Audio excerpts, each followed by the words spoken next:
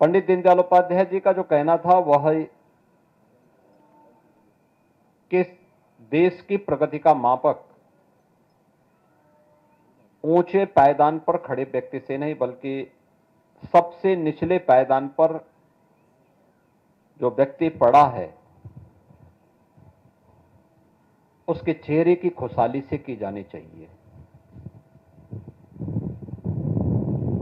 उनकी सोच अंत्योदय की सोच थी। अंतिम पायदान पर खड़े हुए व्यक्ति के बारे में हमारी सोच क्या है, उस सोच को प्रदर्शित करने के लिए ही उन्होंने देश के स्वतंत्र भारत में एक नए जीवन दर्शन को, विचार प्रवाह को उन्होंने उस समय दिया था। और परिणाम क्या हुआ, भले ही उस समय की सरकारों ने उसकी उपेक्षा की हो, लेकिन आज आप देख रहे होंगे कि उस समय की वे सरकारें गरीबी हटाओ के बड़े बड़े नारे देती थी, लेकिन गरीबी तो नहीं हट पाई। देश में गरीबों की संख्या बढ़ती गई। आज आप देख रहे होंगे पिछले 11 वर्ष के अंदर प्रधानमंत्री मोदी जी के नेतृत्व में मोदी जी ने 2014 में जो बातें देश के नागरिकों से कही, उनसे जब पूछा गया कि वास्तव में भारत के विकास का रोड मैप आपके पास क्या है, उन्होंने एक शब्द में उसको कहा था, एक वाक्य में कहा था कि सबका साथ और सबका विकास का। इस सबका साथ जिसमें जाति, मत, मजहब, क्षेत्र, भाषा के आधार पर किसी के साथ भेदभाव नहीं है।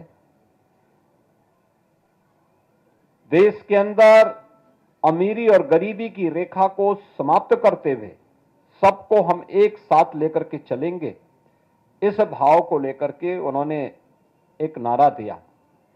और ये सबका साथ और सबके विकास का भाव ही अंत्योदय का भाव है।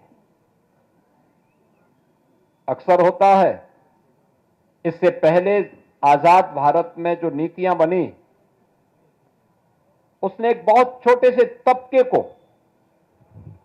समृद्धि की एक नई ऊंचाई पहुंचाने में मदद भले की हो, लेकिन एक विराट विशाल तबका ऐसा था जो अभावों से जूझ रहा था, बुनियादी सुविधाओं से जूझ रहा था, आवश्यक जन सुविधाओं के अभाव में भटक रहा था। इसके लिए पंडित दीनदयाल उपाध्याय जी ने अनेक उदाहरण दिए।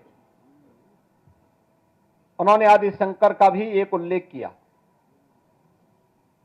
कि एक बार आदि शंकर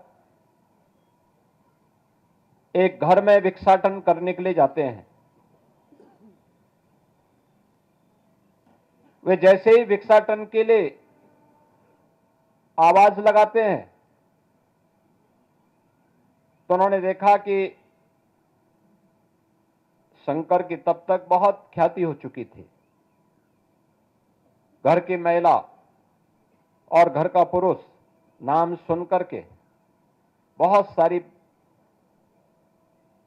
भीख देने के नाम पर बहुत सारा द्रव्य और अन्य सामग्री उन्हें देने के लिए आया।